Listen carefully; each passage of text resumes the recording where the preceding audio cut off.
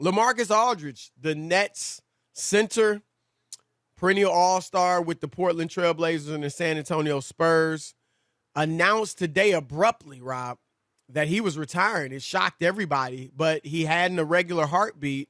And he said when they played the Lakers last weekend that he really was afraid. He felt the feeling he had in his heart was really scary for him.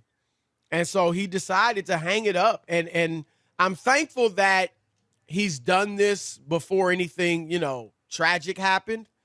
And I'm also thankful for this, Rob. Not that this is ever a good time for something like this to happen, but he had a career, like a full career. He's 35 years old. Right.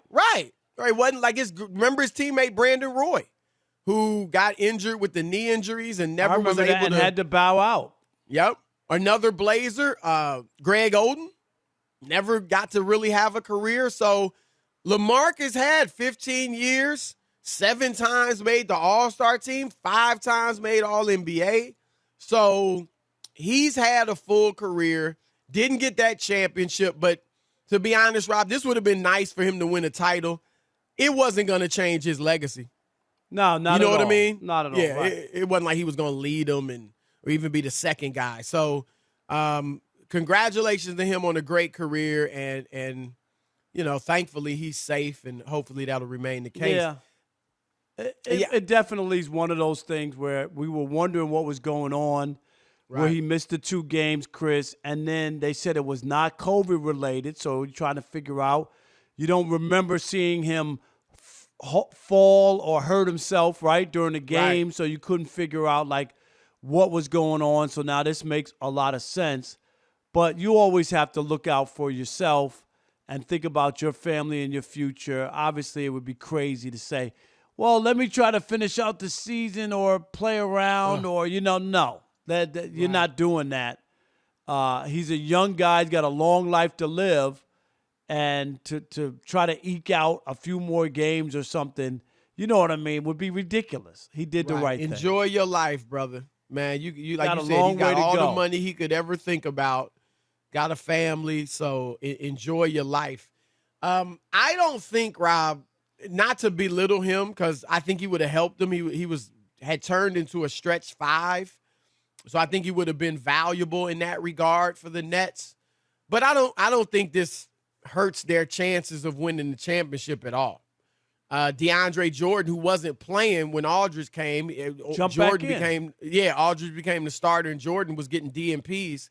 But now, like you said, he jumps in, and he's probably better suited to guard Andre Drummond of the Lakers and Joel Embiid of the Sixers, than Aldridge is anyway. So I thought he did a pretty good job, even though Aldridge Embiid had 39 and 13 last night. Right. He made he's it going hard to get his. Right. So I think they're still fine. They got depth galore. Nick Claxton has played well for him too. He really has come along, Chris. I'm watching this kid, and he's pretty good. And you know what I like too for a big guy? He makes his free throws. You know what I mean? Like you can't just like he's a liability. Every time you touch the ball, you foul him or whatever. He makes free throws. So that's in the playoffs, you got to have guys who make free throws. I'm going to throw this at you, Rob. This might be a doozy. Is LaMarcus Aldridge a Hall of Famer? Let me clear my throat. No way, no how. Everybody in this world thinks that everybody should be a Hall of Famer. Didn't we just have this with Edelman just the other day? Edelman, he's a Hall of Fame. Oh, yeah, Edelman. No, he's not, and neither is LaMarcus Aldridge. I think Aldridge is more of a Hall of Famer than Edelman. But right, I would say that, but even then, he had a really good career, Chris. You know what I mean? Very good career. Right. The NBA story easily can be told without him. Gosh. He didn't win an MVP. The Western Conference story can be told without him. Exactly. The story of the 2000s, 2010s. You know what I mean? When he played the only can be told without him.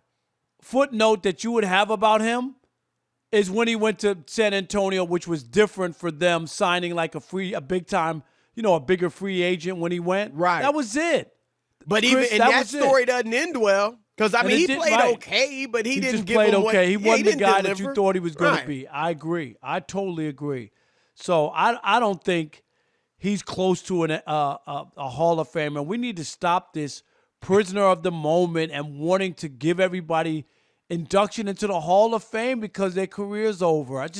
Where'd this come from?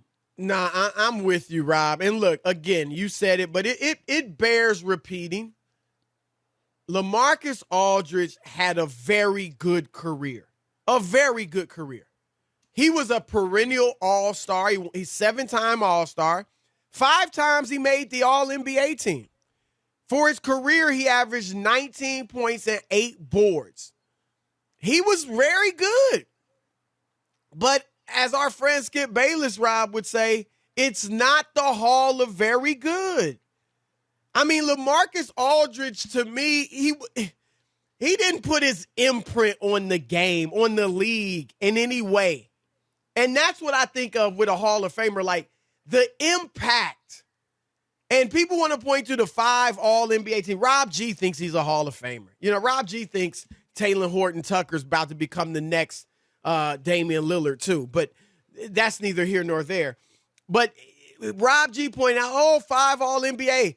Look, we know this era that Aldridge played in, nothing against him, Rob, the big men are watered down.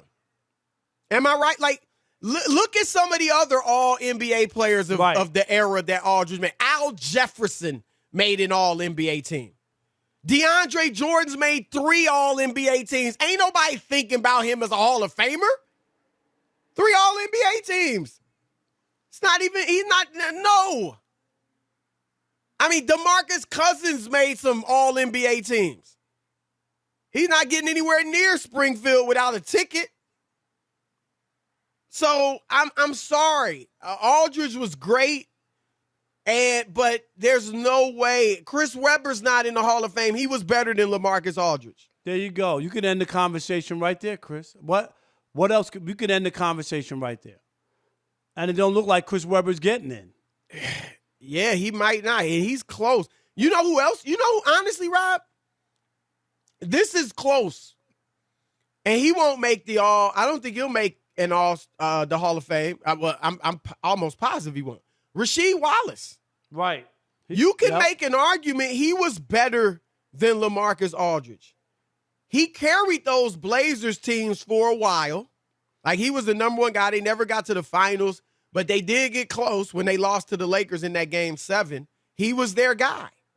And then he goes to Detroit and fits and he in, he was the missing piece. You know that, Right. Chris. That was the piece that solidified that team and helped them win a championship. Rasheed Wallace, who I got to see up close play, that dude was if you were picking sides, Chris, you want that guy on your team. I don't care what anybody says. Rob, he doesn't have the accolades of Aldridge. He only made 4 All-Star teams, never was All-NBA. So you got that for Aldridge over him. If I had to pick a team, I'd take Rasheed over Aldridge. Am I right? In a minute. There's no doubt. I would take Rasheed over Aldridge. And so I just don't see it. Kevin Love, some of the names people are throwing out, Chris Bosh. You know what? I think Bosh might have been slightly better than Aldridge, but that's a fair comparison. Rob, Bosh will probably get in, but it's because he teamed up with LeBron and Wade and became a part of an all-time great trio. That's why I think, and that guys get in. Like, Draymond's gonna get in because he was a key player on a super team, right? Like a great team. That happens with some guys. That he'll get in because they won so much, the 73 wins. Right. But just on his own stats or whatever, he wouldn't get in. No. Not like that. Dennis Johnson made it with the Celtics. Was great, won the title in Seattle, but probably because he was a great part of that great team, right? Had that big steal, right? And basket. Yeah. Bird had the steal from Isaiah. And Dennis Johnson scored the basket. Remember that? Or Bird got the steal. Yeah, DJ hit the Bird layup. had the steal and Dennis Johnson laid it up. It was Chris, I could remember that game as if it was yesterday. Oh, I know. Were you in Detroit? No, I was working in New York. Right. And I wasn't covering that game, but I was watching on television. I was an NBA writer, but I was watching.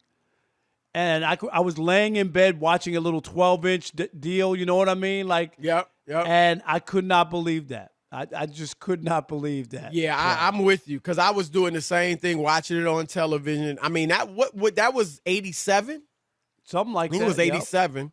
So I would have been in college. And, yeah, I because I was a big Isaiah Thomas fan. And I wasn't a Celtics fan by any stretch of the imagination.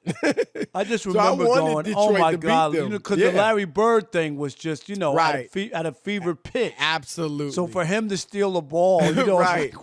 Well, also, Rob, was that the series when was that the series when Isaiah and Rodman criticized Bird? It might have been. Yeah. It might have been. Because it might have come after that game, actually. Or something. You're right. Because that was the whole talk. They went crazy about Bird. If you remember, the conversation was all about Bird. And I think that's what got Dennis Rodman worked up. It might be, because he might be off with the timing, but I think that was it. Yeah, you might. If that's the case, then that was definitely, and I'm sure Isaiah, he might not admit it, but that was the worst day of Isaiah Thomas's career, if that happened. Because you threw that pass away and then the comments about Bird. All right.